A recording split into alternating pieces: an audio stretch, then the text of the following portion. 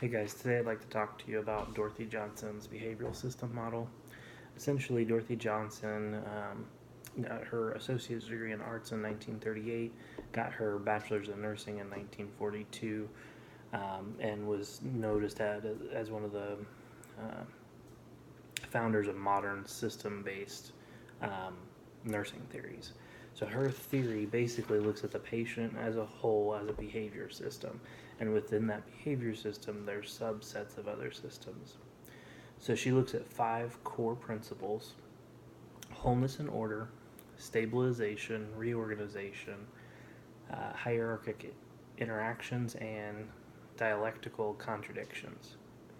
So the first one of wholeness and um, order basically are continuity and identity. Um,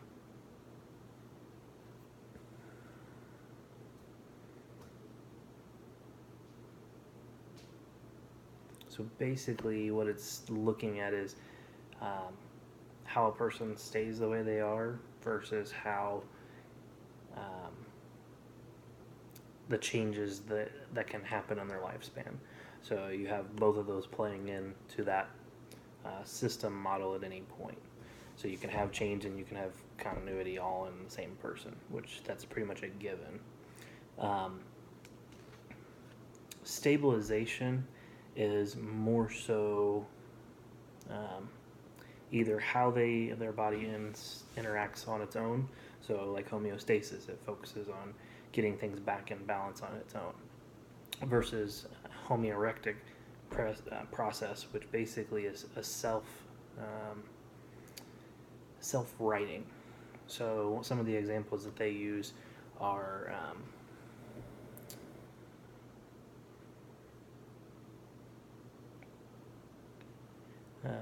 a newly diagnosed patient receives education that they didn't have a year ago. They understand that education and then they move forward. So that's self-writing. The next one that we look at is reorganization. Reorganization is a little bit different than stabilization because it focuses on um, adapting. So it's a change in the body where a stimulus comes into that behavioral system and forces them to change their habits. So that's reorganization. It's more that adaptation to those issues. The hierarchic interactions. This part I have a hard time understanding. Basically, it's how the client or the behavioral system um, puts order into um, kind of problems that it sees. So, um, problem A is higher, breathing, circulation, than problem B, which is emotional or socio-economic or social, like societal boundaries on you. So that is my understanding of that piece. And then the dialectical contradiction um, basically is the motivational force for a change in behavior. So,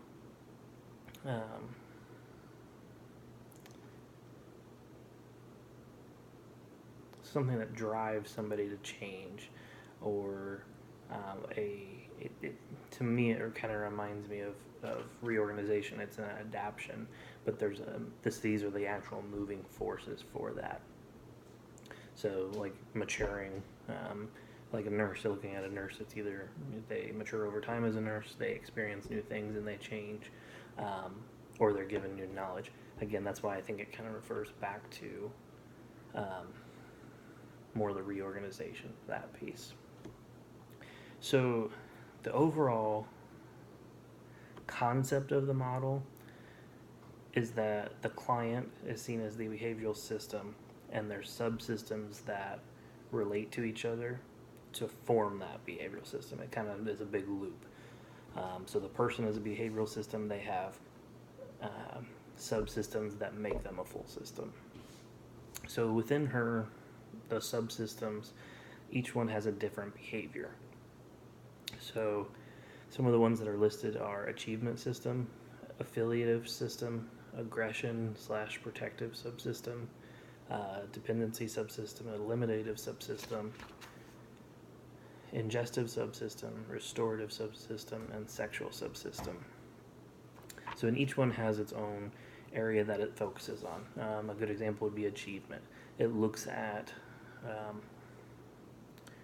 the goal is the mastery or control of self or the environment. So,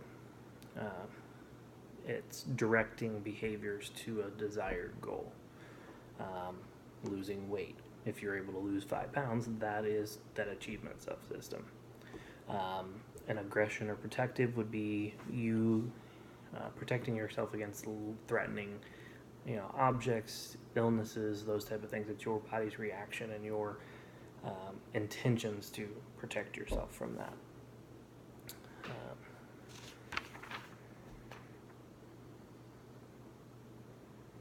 So within each one of those subsystems, there's 4 components of reaction or interaction with those, and it's goal, set, choice, and action. So goal is pretty straightforward. It's the end outcome that we want to get to. Set is a predisposed act to a given situation. It's the same thing that's going to happen every time you do it. That's set. Within set, there's 2 other components. One is preservation and one is preparation. So preservation is pretty much, it's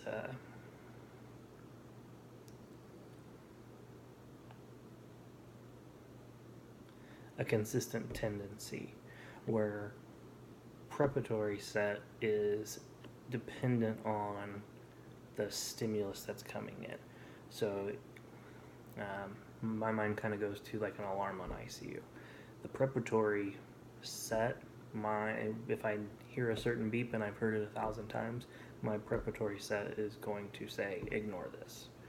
But if it's another one, my preparatory set's going to go, oh, you need to pay attention, we need to look at this. So it kind of drives based on that stimulus.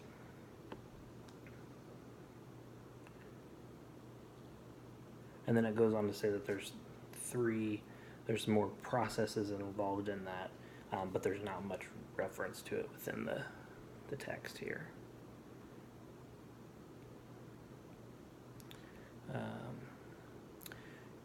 Choice is basically where that behavioral system is given the opportunity to expand their behavior in a situation to reach an outcome. So we give somebody more education. Their repertoire of interactions that they can do or reactions grows based off of that knowledge. So then they're able to make appropriate adjustments to reach the outcome. The last one is action. So just what it says, action is any observable response to stimuli, good, bad, indifferent. Any response to that stimuli is an action.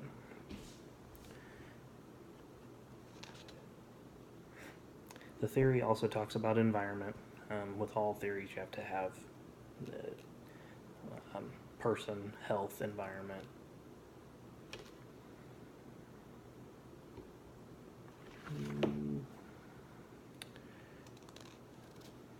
I'll get back to the next one, or the last one.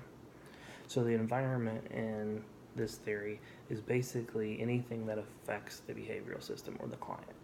So it doesn't really define internal, external, indifferent. It's anything that affects that behavioral system is environment.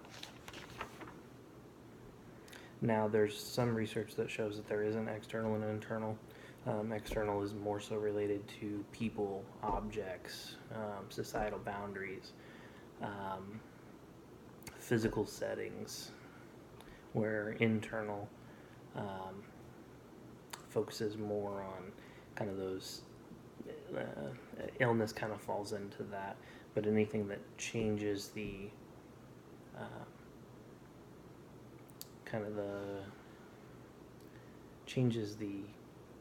person or the client, the behavioral system, is internal. External can change it too, but if there's something internal, as in relationship, family issues, those type of things, those are internal.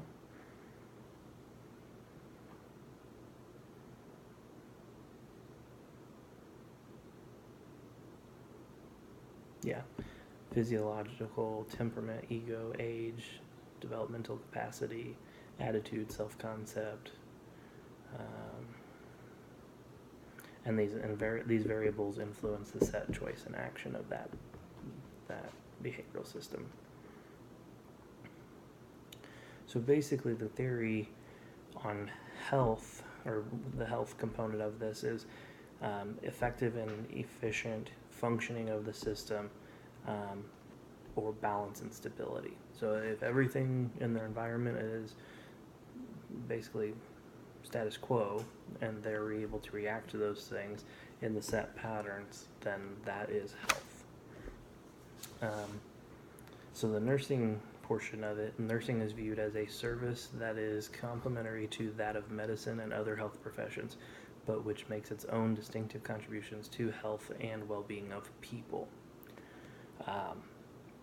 The specific goal of nursing action is to restore, maintain, or attain behavioral system balance and stability at the highest possible level for that individual.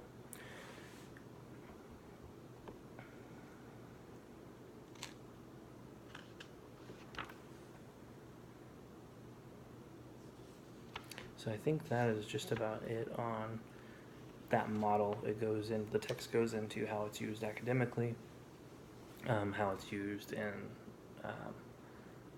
practice, and those pieces of it, it seems like there's a lot of differences from what the main model is.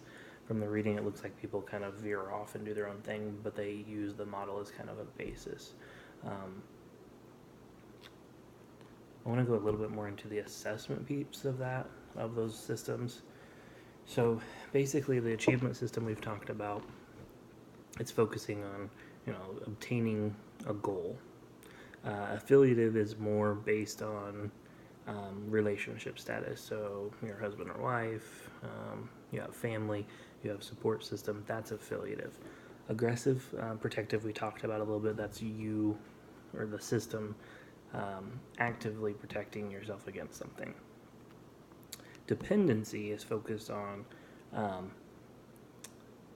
how well the system functions with help and without help. If they need 100% help, they're more dependent. If they can do everything on their own, they're more independent. And there has to be a nice balance between those two. Eliminative focuses more on elimination, urinating, defecating, those type of things, and how the system is doing with that. Ingestive, eating. Restorative focuses on what their body's doing to compensate for the issues they have. So somebody with asthma, their body is compensating by trying to obtain more oxygen, or open up those get those bronchioles opened up. So you may see some shortness of breath, fatigue, those type of things. Sexual system, obviously that refers to sexual activity or intimacy. And then the internal and external portions of it is just anything that affects that behavioral system. And then it goes on to look at diagnostic analysis. So tying all those things together and making a plan up to take care of the behavioral system or the client. And then basically you evaluate how well that plan worked. Typically, that's kind of straightforward for your nursing model, that you evaluate anything you've done and kind of see if there was any deficiency areas or areas where we could have been done better. Otherwise, that is the behavioral model for her. Next, we will focus on Dorothy Orum's self-care deficit nursing theory. Thank you.